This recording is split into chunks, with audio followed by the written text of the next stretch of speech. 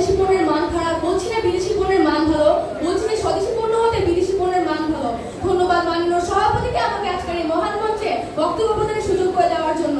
মাননীয় সভাপতি, আমাদের আজকের বিতর্কের বিষয়টি ছিল মাননীত নয় বরং মানসিকতার কারণে স্বদেশি পণ্য অবহেলিত।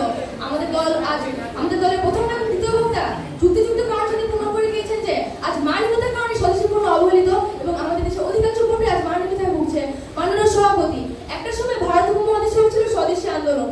1905 থেকে 1911 সাল পর্যন্ত বিদ্যমান সেই আন্দোলনের প্রভাবে ভারত উপমহাদেশে ওরা দেশীয় পণ্য উৎপাদন শুরু করে এবং বিদেশি পণ্য বর্জন শুরু করে। এসব দেশীয় পণ্য একটা সময় বেশ নির্ভরযোগ্যতা অর্জন করেছিল, কিন্তু কথায় আছে না অতি লোভে তাঁতি নষ্ট। আমরা বাঙালিরা এসব পণ্যের মান বৃদ্ধি করার জন্য এসব পণ্যের মান হ্রাস করতে থেকে অধিকার আসায়, ফলে মানুষ আবারও বিদেশি পণ্য থেকে আকর্ষিত হতে শুরু করে।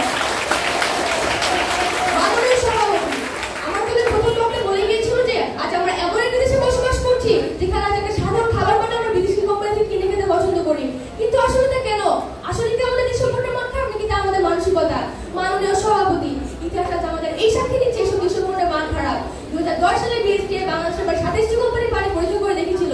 এর মধ্যে 24টি কোম্পানি পানিতে বীজের মান সঠিক না থাকায় তাদের প্রায় 6,90,000 টাকা জরিমানা করা হয়েছিল।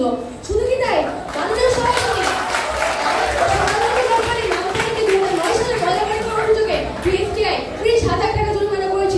আমরা যদি সম্প্রতি কথা চিন্তা করি তাহলে দেখতে পাবো বামপানিকে বিএসটিআই পুনরায় 2020 সালে ময়লা পানি করার অভিযোগে 30,000 টাকা জরিমানা করেছিল। তাহলে আমরা কিভাবে বলতে পারি মানসিকতার কারণে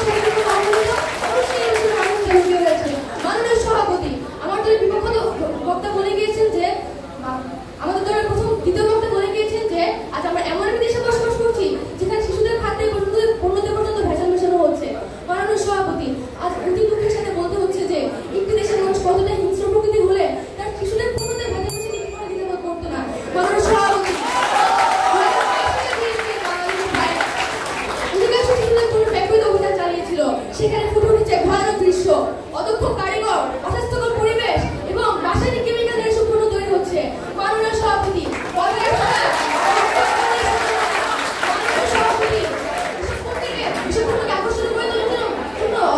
ব্যবসায়ীরা ব্যবহার করছে বিভিন্ন রাসায়নিক কেমিক্যাল এবং ক্ষতিকর রং। মাননীয় সভাপতি, কিন্তু আমাদের এসে নিষ্পাপ শিশুদের কে বোঝাবে এসব পণ্য তাদের স্বাস্থ্যের জন্য কতটা ক্ষতিকর হতে পারে?